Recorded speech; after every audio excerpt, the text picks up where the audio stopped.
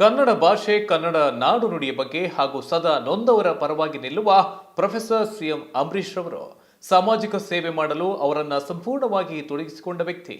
ಸದಾಕಾಲವೂ ಕನ್ನಡಕ್ಕಾಗಿ ದುಡಿಯುವ ಇವರು ಕನ್ನಡದ ಉಳಿವಿಗಾಗಿ ಎಜಿಎಸ್ ಎಂಬ ಶಿಕ್ಷಣ ಸಂಸ್ಥೆಯನ್ನ ಕಟ್ಟಿದವರು.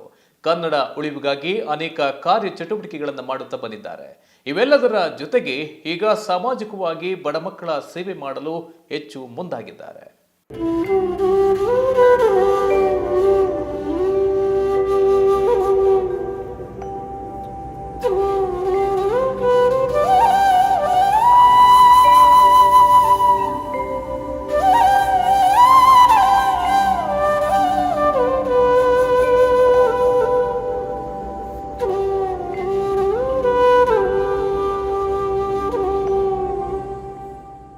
ಹಲವಾರು ವರ್ಷಗಳಿಂದ ಕನ್ನಡಕ್ಕಾಗಿ ದುಡಿಯುತ್ತಿದ್ದ ಅಂಬರೀಶ್ ರವರು ಪ್ರಸ್ತುತ ಬಡವರ ಹಾಗೂ ನೊಂದವರ ಪರ ಕೆಲಸ ಮಾಡಲು ಎಜಿಎಸ್ ಚಾರಿಟಬಲ್ ಟ್ರಸ್ಟ್ ಅನ್ನು ಸ್ಥಾಪಿಸಲು ಮುಂದಾಗಿದ್ದಾರೆ.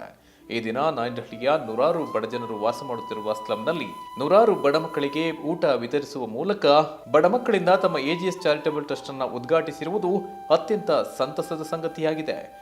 ನಾನೀಗಾಗಲೇ 2 ವರ್ಷಗಳ ಹಿಂದೆ ಇಲ್ಲಿ ಸ್ಪರ್ಶ ಸಂಸ್ಥೆಯ ಅಡಿಯಲ್ಲಿ ಸಾಕಷ್ಟು ಮಕ್ಕಳಿಗೆ ವಿದ್ಯಾಭ್ಯಾಸವನ್ನು ಕೊಡ್ತಕ್ಕಂಥ ಕೆಲಸವನ್ನು ಮಾಡ್ತಿದ್ದೆ. ಈಗ ಕೆಲವೊಂದು ಕಾರಣಾಂತರಗಳಿಂದ ನಮ್ಮ ಬೇರೆ ಬೇರೆ ಜವಾಬ್ದಾರಿಗಳನ್ನು ಇದ್ದಿದ್ದರಿಂದ ಇಲ್ಲಿಗೆ ಬರ್ತಕ್ಕಂಥ ಒಡನಾಟ ಕಡಿಮೆ ಆಗಿತ್ತು.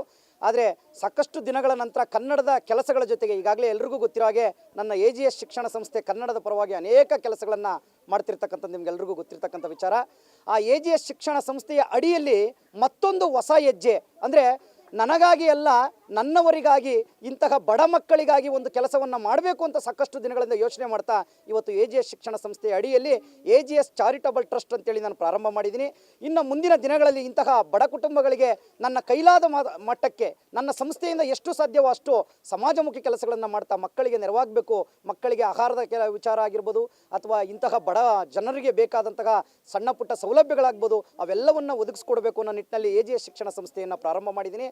ಈ ಸಂಸ್ಥೆಗೆ ನನ್ನ ಗುರುಗಳಾದಂತಹ, ನನ್ನ ಮಾರ್ಗದರ್ಶಕರಾದಂತಹ ಟಿ ಯಲ್ಲಪ್ಪನವರು ಬಂದು ಬಹಳ ಸಂತೋಷದಿಂದ ಇವತ್ತು ಈ ಮಕ್ಕಳ ಜೊತೆಯಲ್ಲಿ ಬೆರೆತು ನಾನು ಕೂಡ ನಿನ್ನ ಜೊತೆಯಲ್ಲಿದ್ದೀನಿ, ಇಂತಹ ಕೆಲಸಗಳನ್ನು ಜೊತೆಯಲ್ಲಿ ಮಾಡ್ಕೊಂಡು ಹೋಗೋಣ ಅಂತ ಹೇಳಿದ್ದು ಭಾಳ ಸಂತೋಷ ಆಯಿತು.